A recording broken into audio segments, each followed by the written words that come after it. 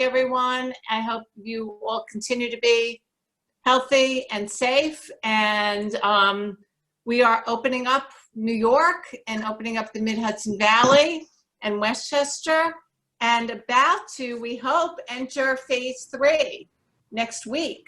So the work of the task force and the town hall have been very well received, and we wanted to hold another town hall meeting to get input from the business community as to questions, suggestions, experiences as Westchester County continues to reopen. And this has been hosted by the Westchester Economic Recovery Task Force. And it's my honor now to turn the program over to my colleague, John Ravitz, Executive Vice President and COO of the Business Council of Westchester. John? Thank you, Marcia. Good afternoon, everyone. And again, I hope everyone and their families and employees are safe as we move forward. As Marcia said, this is our second town hall meeting hosted by the Economic Recovery Task Force. We have members of the task force who are on the call to listen, and some will be speaking as well. We have 49 members of the task force, and we have others who have volunteered their services as well, and we appreciate that. I also want to recognize, I know Catherine Parker and her staff are on the call, and Bridget Gibbons, the county's Director of Economic Development, and also Natasha Caputo, the Executive Director of the Westchester Tourism and Film Department are on, and we appreciate them, and we continue to work with them as we move forward. The task force, just so that people know, was created on the third week in March when we realized that our world was going to be turned upside down. And we held a series of meetings in late March, early April. We had our town hall meeting on the 13th. And 3 weeks ago, we issued the first report that the task force put together. You'll see the report is on our website at www.thebcw.org. As I'm talking for the first few minutes, you'll see some images of the report. We asked some of the members of our task force to be heads of different sectors. And the sector and what their mission was to reach out to colleagues in those sectors to get recommendations, concerns, and needs that we should put in the first report that we sent to the governor and to the county executive. As we go through these, and we urge everyone to go on our website to read them, you'll see the different sectors. You'll see some of the issues that we had raised. Some of these issues were important to raise because they had not yet been discussed. Some of the ongoing concerns will still need to be addressed. But this was the first of what we feel will be many reports that the task force will be issuing to the governor and to the county executive. As we continued to move forward, what we've asked our sector heads to do is to give us a new list of recommendations and concerns and needs. As we move into phase 2, as we move into phase 3, there are new concerns that have come up. There are new issues that have come up, and there are some issues that still have not been resolved, and we need to document that as well. We also wanted to have our second town hall meeting, and Yvette, if you can just keep this slide up for a few moments. This is a slide of other task force members. We wanted to have this second town hall meeting to hear from you. And we will, those of you who registered to speak will have 90 seconds to do that. We'll be doing that in a few minutes after our guest speaker finishes her report. But we wanted to be able to capture some of the ideas, concerns, and issues that you have as we put this second report together to send to the governor and to the county exec. So this is a proactive group. We appreciate everyone's input. We appreciate everyone on the task force's continued efforts to help us move forward. And again, some of these recommendations and concerns and needs are ones that, quite frankly, we're still going to have to drill down and think about solutions for. But one of the things that we've heard over the last few weeks from every industry, from the bigger multi-international companies that call Westchester home to even the smaller businesses, is the issue of childcare. As we begin to reemerge, as people begin to come back to their workplace, childcare issues now even are more prominent. And we have been very fortunate to work with Kathy Hallis and the Westchester Child Care Association and Council over these last 2 or 3 years on many projects. And they have done a fantastic job to continue to give out and be a resource for businesses and residents in Westchester County on child care issues. But we thought it was important, before we go to the public session of this town hall meeting, to have Kathy Hallis give us a brief update on the child care situation in Westchester County and some of the issues that she and her team are facing that all of us should be made aware of. So Kathy, I'm going to turn it over to you.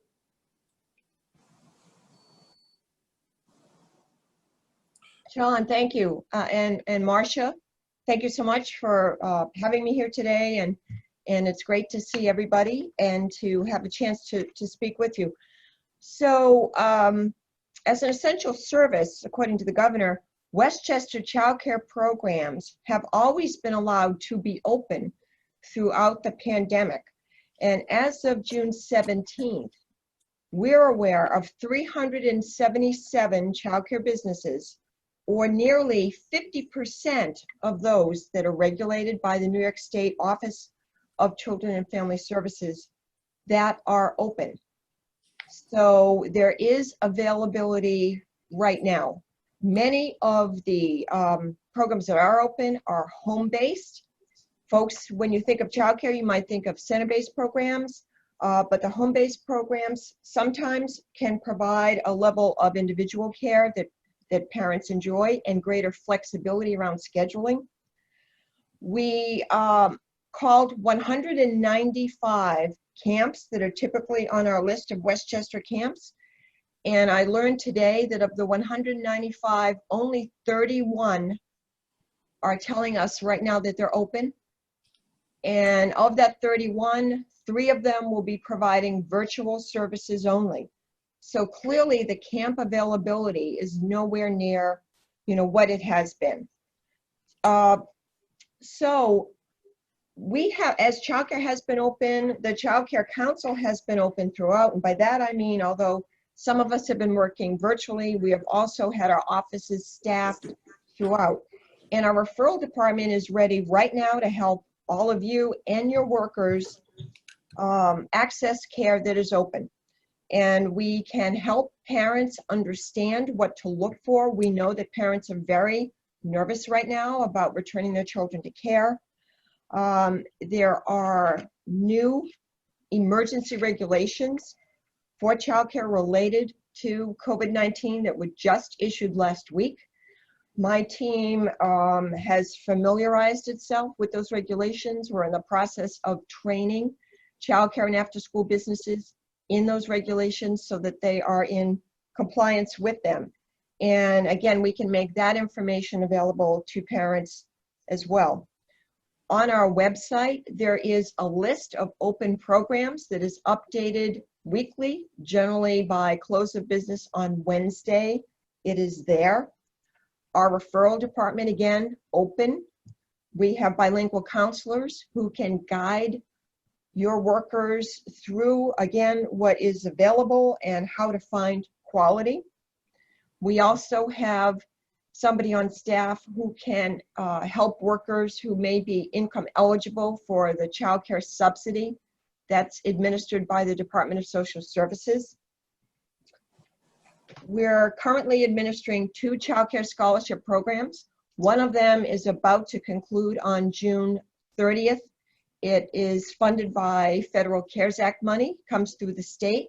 However, if you may have somebody who's an essential worker who fits the income guidelines, and whatever they have paid for childcare, as long as they've been working outside the home, could be reimbursed going back to March 16th. So I would encourage you to check out that particular scholarship program while it is still open and available.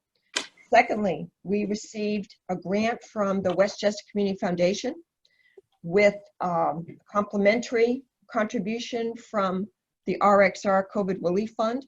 So we are also awarding other child care scholarships as we speak. All the information about those programs are on our website. I can also, send it over to the Business Council so they can send it out following, this presentation. So what I wanted to say to you is that, and I know this is not unique to childcare, but there may be some industries that were reasonably healthy prior to COVID-19. Childcare, however, is not one of them. Childcare has always struggled because it is largely dependent on private fees for its sustenance. Other states, other countries with whom we compete on the world stage fund childcare much differently with a much larger investment of public dollars. That has not been the tradition in this country. We, programs that are open now, subject to the new CDC influenced regulations, will have to offer smaller group sizes. So a classroom that might have had 18 4-year-olds can now not exceed 10 children with the same staffing. It is not clear where that lost revenue is going to be made up, if at all. And sometimes people think because the price of care is so expensive in Westchester, and it is, that those who run childcare programs or work in childcare programs are well compensated, but that is not true. There are many people with master's degrees who've been in the field for a long time who are making $18 an hour. So we are now that the new regulations have come out, we're getting called by programs saying to us, we're doing the math. We have no idea how we're going to be able to reopen or if we're going to be able to stay open. One center has estimated that they will lose $34,000 a month with the lowered capacity that they would have to follow with the new guidelines. And this is a wonderful center that already fundraises for $500,000 to $600,000 a year already to help families afford the care. So I am concerned that even as childcare programs continue to make, I think, sometimes heroic efforts to be open and to reopen, that there will have to be additional investment, probably on the federal level, if we're to get the capacity back that we are going to need. So just so I'm clear, as of right now, there is absolutely availability in the existing childcare programs that are open. And frankly, most of the programs that are open have lots of openings and would welcome your employees and others to come. And we are here to help you make those connections. But longer term, it's really, and I know the word crisis is probably being used very readily these days, but it is in fact a crisis, and it will require policy change and additional federal investment so that childcare programs survive. And if there is anyone who is interested in learning more about that, I welcome the conversation. The Business Council Westchester Education Foundation has been enormously helpful to us, as have John and Marcia personally, in this effort. So, John, that concludes my remarks. Well, thank you, Kathy. I appreciate that. Folks, we have had a problem with our chat room. So if there are specific questions while we have Kathy before we move to the public session, if you could just identify yourself and ask that question.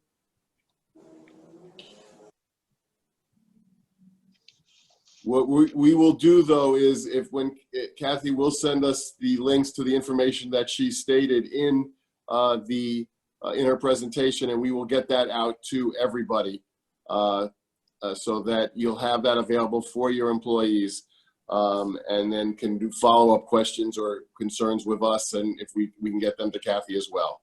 Okay. All right. John, Marcia, thank you again. Thank you, Kathy, for all the work that you're doing. And obviously, on our second round report for the task force, obviously this issue will be one that will have to be addressed. Just for folks on the call to know, one of our legislative priorities prior to the pandemic was urging the state to increase funding for childcare because we see it as such an important piece of economic development that employers and employees face on a daily basis. Obviously, with the state's fiscal issues that they have now, it is going to be up to the federal government, and we'll have to continue to wage that effort to continue to focus them in that area. Right. What we're doing today for those folks who have asked to speak is I'll call on you individually, and you will see you have 90 seconds. I have my handy dandy time clock here that I will tell you that your time is up. We do want you to identify yourself and your business. What we do not want, and I appreciate everyone's understanding of this, is a pitch on what your business does. This is to really talk about a specific need, concern, issue that you feel has to be raised that your industry is facing during this reemergence. So we really appreciate if people will stay with that, if people will try not to keep talking after I say your time is up.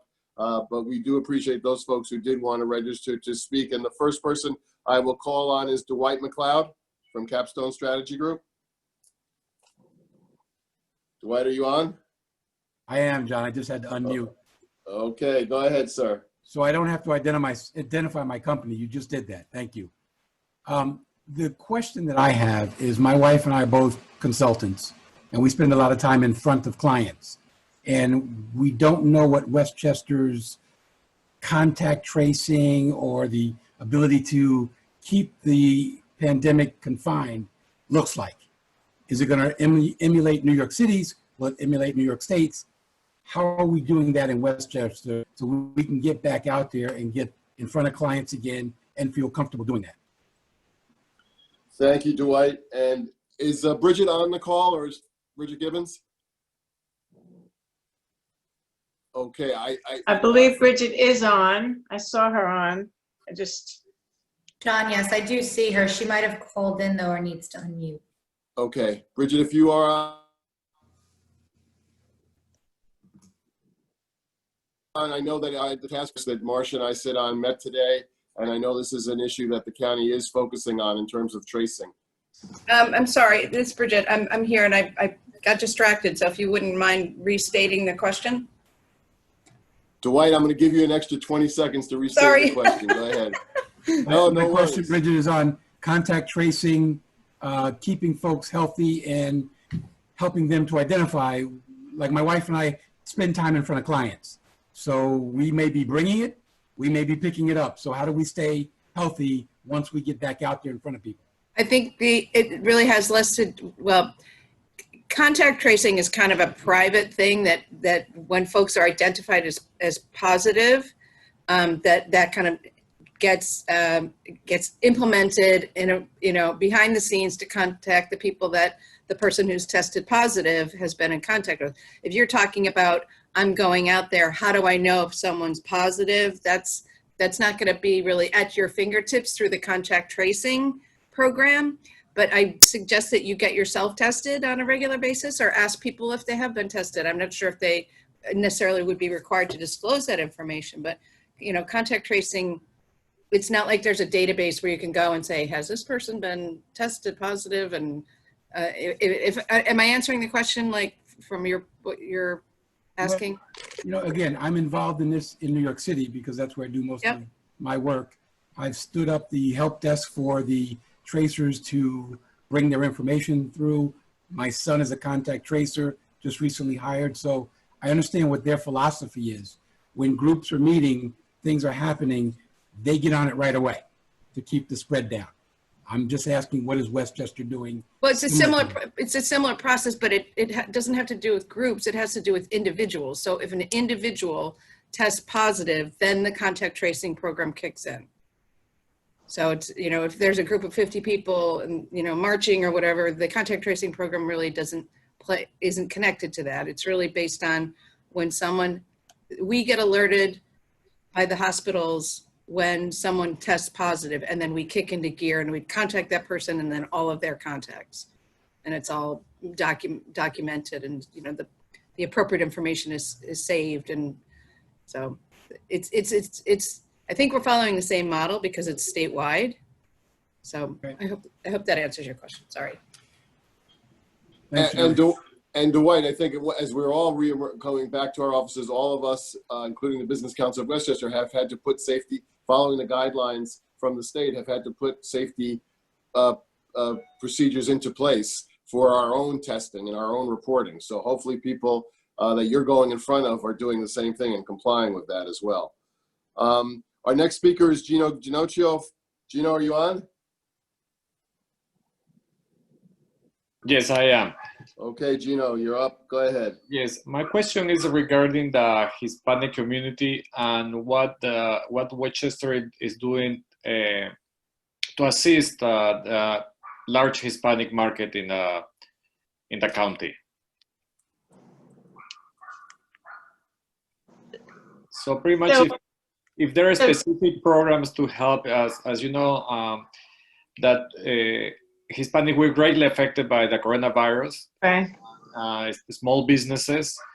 My question is if there are any specific programs oriented to the Hispanic small business. So Bridget, maybe, this is Marcia, I can answer part of that. I do know that New Rochelle does have I don't know if Luis Aragon is on, but New Rochelle has special outreach specifically to the Hispanic community. Bridget, I don't know if you know of any other areas that are doing this as well, or if the county is, but it certainly is something that even if we can't answer questions now, I think we're listening and taking careful notes as well.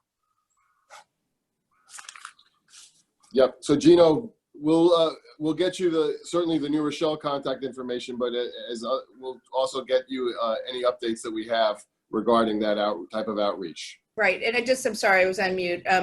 Martha Lopez, who's the county executive's representative to the Hispanic and immigrant community, has been extremely active in New Rochelle and other areas in terms of, connecting people with different programs. So food program, we initiated the small business loan application program when we targeted, bilingual Hispanic and Spanish-speaking people. So we're kind of it's out there. There isn't like a particular program, but there's many different programs that are all being administered out of the county executive's office. So I'd be happy to speak to you more about what we're doing. Yeah, thank you. Yeah, I've been working with Luis to help at New Rochelle. So that would be great to know about the other programs too. Okay, great. Great, thank you, Gino. Joe Sacamano, who's also on our task force. Joe?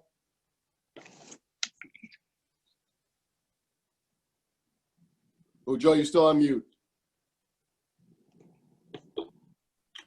Okay, thank you, John. The issues that are particular to the legal community opening up are really now tied more than ever to the court system getting going in Westchester, and the number one, and also transportation issues in Westchester. Once that opens up, the industry will be less dependent on remote work, and I think we'll come back rather quickly. Okay. Thank you, Joe. Lamora Morgenstein? Lamora, are you on from LMD Yes, Designs? I am. Okay. Hi.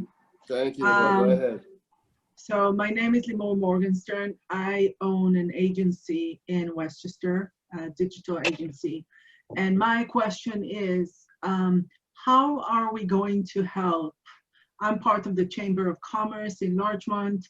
I see so many posts from local businesses, shops.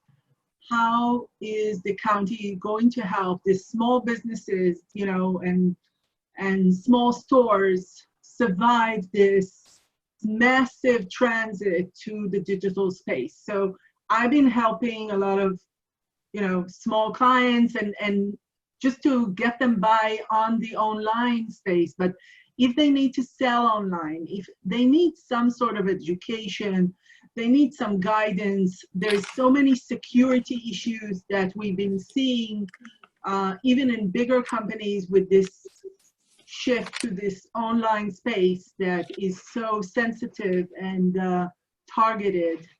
And I know that there is a security company, someone from here that I met a while ago, so he knows what I'm talking about. There is a lot of concern that I've seen in the last months, how people sell online. Lamar, I'm gonna have to cut you off. But your question's a good one, and the good news is that there are resources out there.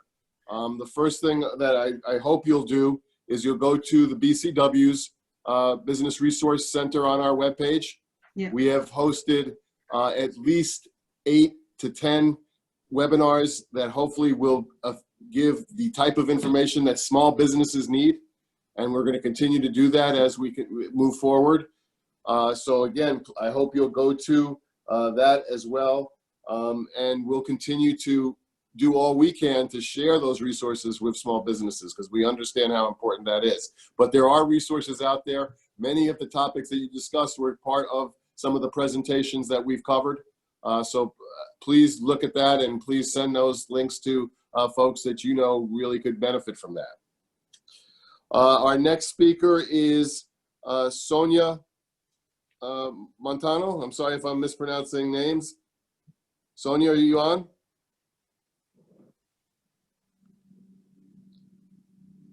Sonia? Okay, we're going to move on to the next. Andrew Krantz from York International. Andrew? Hey, everyone. Thanks for the time.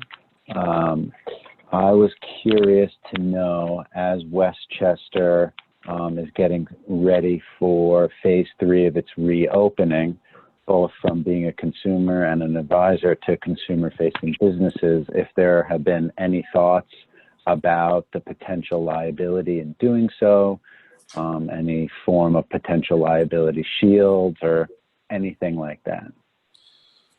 Well, Andrew, I think, and again, I know we have some attorneys on the call, but I can tell you that the issue of liability is on everyone's mind. For-profit, non-for-profit, higher education. There was some talk that the state legislature might address this. I don't think that's going to happen. It's going to happen on the federal level. There have been intense negotiations from what we've been told with the House and the Senate as the next relief bill comes into play. There has been a strong push in the Senate that it has to include some liability language that would cover people, at least raise people's comfort level. When that happens, we just don't know. And obviously that package has to also include relief for states that are really finding themselves in a major fiscal hole as New York State is. But we are going to continue. We were, as I mentioned earlier, we are part of the County Execs Task Force led by Catherine Parker and Bridget Gibbons. We are putting together a resolution that we will be sending to our Senate delegation, our 2 senators, Senator Schumer and Gillibrand, but also to our House delegation members, not just in Westchester, but in the Hudson Valley. And it will be one of our top priorities moving forward. I also want to mention Louis Lanza, who's also the co-chair of the County Execs Task Force as well. So we appreciate the work that he's doing. So stay tuned on that. Dwayne Norris, are you on? Dwayne? I don't see his name, John. Okay. Jeff Haydon, who's on our task force. Yes, I'm here. Hey, Jeff. How are you? Great. Good. So, sorry, I'm right here. So really with the arts at this point, our big concern is that everything is defined generally. So it could be Broadway or a single person in a clay studio. And we're just looking for some clarification that, you know, galleries can be retail, you know, you can be in a park and play, you know, an instrument. And so we're looking for a little bit more clarification at this point. Yeah, Jeff, and you've been a great job reaching out to some of our art partners to get those type of concerns and issues. And we're going to we'll definitely be placing that in our next list of recommendations to the county and to the state, especially as we move through phase 3 and phase 4 to see if we can separate that, or at least get the guidelines that you mentioned, some of the good concrete examples. Great. Thank you so much. Our next speaker is Carlito Holt. Carlito? Hi, good afternoon, everyone. Carlito Holt with Prominent Design Engineering, land development engineering firm in Westchester. I know the BCW is working with other agencies to streamline the seeker approval process, but one place we see a lot of applications get held up is at the municipal board level. And I'm wondering what, if anything, is being done to try and facilitate more boards to be more welcoming of the virtual board meetings. And going a step further, for some boards that only meet once a month, with the accessibility of the board meetings via Zoom, is there an opportunity to have more board meetings in a month to help get these projects ready to hit the ground running when we start emerging? Thank you, Carlito. I'm not to put somebody on the spot, but I will. Mark, if Weingarten, if you're still on the call, I know, do you have any updates on what you're seeing in this area? I'm on, John. Can you just repeat that? The question was in terms of, Carlito, you still on? Yeah, I'm still here. Go ahead, So, just do a brief recap of your question so we get it right. So, we're seeing some boards, municipal boards that are more acceptable to having virtual Zoom meetings, some boards that are reluctant, especially on more controversial or larger projects. What, if anything, can the task force do to try and facilitate these boards to be more accepting of the virtual meeting, since it's going to be the new normal for the foreseeable future? Well, it's a great question. I mean, our experience has been most of the municipal boards are operating virtually, and most of them are even doing public hearings and even controversial public hearings, as they may relate more to putting things in writing than necessarily having ongoing speaking and things. But that is happening at least in the larger municipalities. Currently, the legal structure is that the governor has permitted this, but it has not been imposed. There is no requirement. So it really is at the discretion of the local municipality. So it's really up to us or those who feel that they're being left out of the process, or that there are things that need to happen that aren't happening, to talk to our elected officials and lobby them essentially to make this occur. You can understand at least why, having been somebody who's conducted public hearings with people, on Zoom, it is a bit difficult. It's not quite the same as being there, but it's certainly better than none at all, which I agree, because that freezes things. So I think it's just an interaction with the public officials and making sure that I think they all have the technology now, which was one part of it. And I think we just have to go to work on that. And hopefully it'll all, they're ironing it out. It's getting better. So hopefully that'll make people more comfortable. But Carlito, we'll add this to our next list of recommendations that our electeds focus on. And you mentioned SECRA at the beginning of your statement, and as you know, that has been one of our key legislative priorities to reform that, to not make it a real obstacle that it has become, to stop projects from happening. So we will stay on top of that as well. Our next speaker is Emily Beck from the Clay Arts Center. Emily?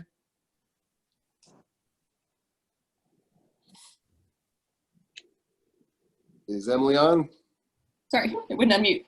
Okay, go ahead, Emily. I'm just having trouble with my mute. No worries. Good. In addition to what Jeff had said, the other piece that I'd add on, which I know is probably not an art-specific issue, but across industries, is just with decreased revenue from smaller class sizes, less customers coming in, and increased costs as we handle all the protocols around social distancing. More advocacy and support for more funding. I mean, PPP loans were great. If there's more opportunities for the federal government to step in or to funnel more money through municipal or state government, I think it's going to be a challenge for a lot of different industries, especially the nonprofits coming up. Okay, thank you very much for that. And we will, as I mentioned, Jeff has done a good job, Jeff Haydon, of really getting and trying to capture as many concerns from our arts and not-for-profit communities as well. Jacqueline Vasquez. Hi, good afternoon. everyone, and thank you for the opportunity. My name is Jacqueline Vasquez. I am the owner of Lifetime Events by Jacqueline, an event planning company.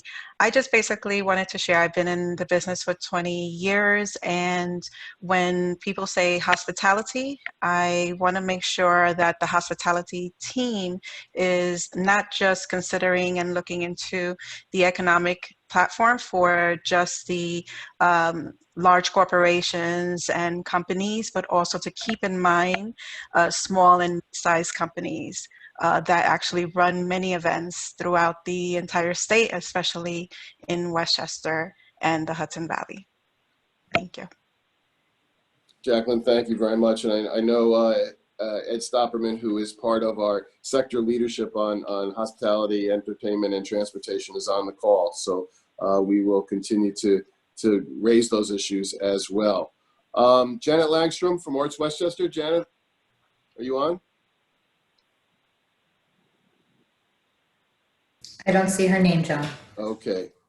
Russell Bonner. Russell, are you on? I don't see Russell's name either. Okay.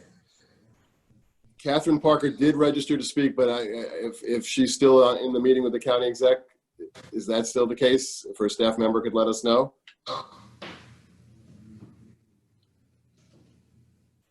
Okay. Sorry. It took me a while to find the mute button. That's okay. The meeting, yes. Sorry. Okay. Do you know if there was something, because she did register to speak, was there something she wanted to let us know, or? You know, I'll have her send that out to you via email because she didn't share it with me. Sorry about that. No worries. No worries. Ed Stoppelman? Ed is on. Hi, thanks, John. And Jacqueline, thanks for your input. A lot of us in the hospitality sector are small businesses. It's comprised of, in my case, limousines and bus service. It's restaurateurs. And there's also the large, like national branded hotel chains as well. But it really runs the gamut, and will definitely, bring your interests and your concerns to the task force as well. So thank you for that. Thank you so much. Yeah, my question for John is, being in hospitality, the customer's always right until they're not right, and when they start jeopardizing public health or the health of our employees. So I was wondering if there's any guidance on PPE for, in my case or in restaurant's case, for customers wearing PPE while they're in a bus or a car or in a restaurant, and if it's mandated at the state level or the county level. The last thing we want to do is get into a confrontation with a client who's, in my case, sitting in the backseat of an SUV or a sedan who refuses to put on a face mask, putting the driver at jeopardy. Same thing in a restaurant, same thing, in a studio, for private training or what have you. Looking at the regulations I see on a state level, Governor Cuomo has said that if you are not able to stay 6 feet away or on a sidewalk that's crowded, that you need to wear face masks or face coverings. I'm just wondering, they're not enforcing it though in transportation, in subways and buses, to the point of arrest. I don't know if it's summonsable, but again, I just want to know if there's any sort of guidelines we can give our clients to let them know that it is mandatory on either a state or a county level that they must be wearing PPE while they are in contact with our employees or our service. John, this is Yes. Bridget. I can answer the question about restaurants. I don't know about transportation, but I'm fairly confident it's out there somewhere. There's guidance on pretty much everything. In terms of restaurants, customers are required to wear a mask unless they're seated at their table and eating. If they get up to go to the restroom, or they get up to go to the bar, or they get up to go outside, they have to put their mask on. And when they're waiting outside, they have to have a mask on. So that's clearly spelled out in the guidance, and all the employees have to have masks on at all times. But transportation, I don't know the details. I would imagine that, wearing a face mask, I'm pretty sure public transportation you're required. I'm not sure about taxis and limousines. But you know what, Ed, that's such an important point to get. So we will reach out to the state this afternoon to try to at least see what's in writing. If not, if nothing is in writing, well, then obviously that's a hole that has to be filled. And that's what the purpose of these type of town hall meetings are, is to find those holes so that we can hopefully rectify that. So stay tuned on that one. Thank you. Roger Woolsey, are you on? I got to do the same thing. Find the unmute. Yes, sir. Go ahead, Roger. Roger Woolsey from Millionaire, who's also on our task force. Please, Roger. Well, I didn't really have a question, but I thought I'd share a graph. We're in 30 markets in North America, so I think it's kind of, if nothing else, just wanted to give a mini 30-second report. We're everything from Gulfport, Mississippi to California to the state of Washington. We're even in 7 countries, but it's kind of interesting to watch, and we're watching kind of the daily metrics, and I don't know how to kind of share screen, but I thought I'd bring up the Westchester, and I'll do the best I can of that chart. But if you look at this chart, the blue lines are kind of showing our daily activity at the airport at a private terminal. And then what happens is in the red is what you're seeing the second week of March, where the cliff falls off. And we go all the way down through March and April, where we're down at the bottom. There's no activity. And then what happens is, you can't quite see it very well, but there's a red dashed line, and that's the average during the COVID. And then the purple is when we go into phase 1 at Westchester. And there's a dashed line on that. And if you notice on that dashed line a little bit, that is the new average during phase 1. And now we're in phase 2, which is the green. So I don't know that it means anything, but what's interesting is almost in every case, we're seeing that. Some Mississippi, Indiana, we're not quite seeing the jumps as high as these phases, but Texas, California, Washington, Florida, New York, every time there's a phase, we definitely see an increase in immediate averageability of movements of private jets, corporate jets, hospitals doing, more surgeries like transplants. So I thought I'd share that because I think it's kind of hopeful. It's nice to see that I believe, we're going to get back. Godspeed for a cure and or this inoculation that's really going to help so that we can solve a lot of this mask and PPE issues. But it is promising that there's hope on the horizon, and every time there's an opening, the country is moving forward. I thought I'd share that. No, Roger, thank you. And I know the work that you're doing, just continuing to do transplants and everything like that, and getting a perspective from somebody who's not just in New York State, but traveling all over the country and the world is important as well. Roger, while you're there, can you tell us a little bit about, in terms of airports and in terms of, are you seeing just an increase in activity? Obviously, Westchester Airport was closed, and while it was closed, the repairs to the runways were done, but are you seeing anything that surprises you, or? Well, it's in the sectors of aviation where you got the private aviation or the corporate aircraft, and then the commercial. The commercial airlines are still running 50 to 70% occupancy with reduced schedules. So I've got those same graphs that we're doing on our activity and commercial activity, and those are still even more depressed than where people have the corporate aircraft. We're finding people are really using that mode of transportation if they can, for safety reasons. Their executives, the doctors, even teams. We fly multiple basketball, football, professional teams around as well. And when they're as a team, they'll take the private corporate jet. But when they're running as a single quarterback, maybe they go commercial. And now we're seeing those type people are taking the corporate private airplanes as well. So that's kind of an interesting thing. But in Westchester specifically, JetBlue does start back operations, I believe August 1st, which is going to be good. And but obviously Westchester was absolutely at zero with the runway closure. And then I think the commercial airlines, with the lack of having business activity out there. I know, like, I'm in Texas. I'm trying to have meetings with my New York banks. I've got a couple $100 million in deals approved, but the banks are being told they're not allowed to have face-to-face meetings still. So those are the kind of things that are holding a lot of people back from continuing to move forward and on the economy side. I know we got a safety side, and then we got this emotional economy side. But on the economy side, there's some forces still holding us back, but that may be why the commercial passengers are not in the airplanes as much, is because there's still it's difficult to still have these face-to-face in meetings.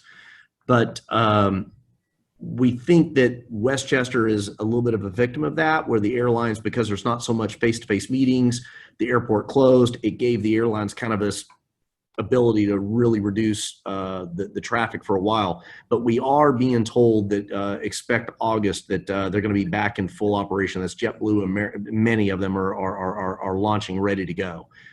We know Southwest Airlines is calling back a lot of the crew members. I'm aware of, again, international not directly hitting you, but indirectly. Copa, Avianca, a lot of those are putting their pilots heavily into the training centers now, trying to get them back up into currency. So I think as we see the end of the summer, I think we're going to see the economic mashing on the gas. That's my belief. Thank you for that update. I know we have other task force members on the call. Does anyone want to share any information, any updates? I can share an update from the real estate space on behalf of Richard Haggerty, who's on the task force. Richard wanted me to share that both listings and activities are way up since we entered into phase 2, which is good news. And we are operating under phase 2 guidance issued by the New York State Association of Realtors, which issued guidance on both residential and in-person property showings and related activities, where they've issued both mandatory and recommended guidance, which is on our website, Hudson Gateway Association of Realtors, hgar.com, under COVID resources. That's great. Thank you, Kathleen. Thank we you. appreciate that. Thank you. Any other? Go ahead. This is Sue Fox from Westchester Institute for Human Development. I chair the Not-for-Profit Council, but I really want to speak about an issue that I think is going to affect every business that's reopening, and that's, as we reopen, we're really seeing the emotional toll that this has taken on our employees. They're very anxious about returning to the workplace. They've suffered many have suffered really severe emotional stress during the time. They might have lost loved ones. They felt isolated. They're worried about their kids, their family. So we're seeing a lot more signs of the emotional toll this has taken. So I think all businesses should be really cognizant of the mental health of their employees as they return, and offer whatever resources are available to people as they come back to work. So thank you. I think that is such an important part. And thank you also for leading the non-for-profit sector for this task force as well. And there are resources out there. We know the county's Office of Mental Health and their commissioner are willing to do webinars, Zoom meetings, etc. Our Business Council of Westchester will be doing some programming on these issues. So look for that as well. But all of us who have employees are going to want to make sure that we are keeping our eye on our employees, how they're doing, how the transition is getting back to work, because it is going to be imperative that we address those issues. So thank you for bringing it up, and stay tuned for some of the programming that we'll be doing at the Business Council of Westchester on that. Linda, did you want to bring anything up on that? Thank you, John. We have a Human Resources Council meeting this coming Tuesday at 9 a.m. and we are addressing mental health issues and how directors of human resources and employers can work with their employees to help mitigate this issue. So please join us this coming Tuesday at 9 a.m. for this very important discussion. Thanks, John. And if folks on the call they should have, if you're BCW members, you should have received that invitation, but can they go to the website and register on that? Actually, they register through me. Okay. ltyler@thebcw.org. Thank you. Again, we apologize for not having the chat room device. It's not just showing up on this Zoom call, so we apologize for that. But you know how to reach us, so if you have any follow-up questions or issues that have come out of this town hall meeting, please feel free to reach out to us. Anyone else have any issues they'd like to raise, whether you're a task force member or a non-task force member? Okay, hearing not, I'm going to turn it over to Marcia to close it out. But again, I want to thank all the members of the task force for the ongoing work that they're doing. One of the things that is so inspiring to me, and I know everyone who has been involved working with the different sectors are seeing, is really the creativity and leadership that we're showing in Westchester County for thinking outside of the box, for coming up with ideas to help restart our economy. And the ideas and the issues and concerns that some of you have shared today are going to probably help become the solutions that we'll use in the weeks and months to come. So thank you for your participation. Stay active, stay engaged, and stay in touch with us if we can be of assistance to you. And for those task force members that are still getting and gathering information, please share that with Andra Horsch from our team and myself over the next few days so that we can begin to, again, put that second report together for the governor and the county executive. Marcia, I'm going to turn it over to you to close up. Thank you, John, and thank you, everyone, for being here, for being in touch with us, for contributing, for your thoughtful suggestions. We are absolutely committed to working in partnership with our county executive, George Latimer, and our governor, Andrew Cuomo, to let our elected officials and our leaders know the concerns of the business community. And I hope that you've all seen, as BCW members and a few future members that I see here, that we are working tirelessly to get information to the business community on a at least once a day basis. So please continue to follow us. We are also very active on social media. So we thank you for your continued engagement, and we're very, very positive and very excited about opportunities moving forward. So with that, I just also want to really recognize the leadership of our board of directors led by Heidi Davidson of Galvanize Worldwide. So thank you, Heidi, and the rest of the board and the members of the coalition who have worked so hard for this. So stay tuned and stay safe and be healthy. Have a great day. Bye, everyone. Thank you.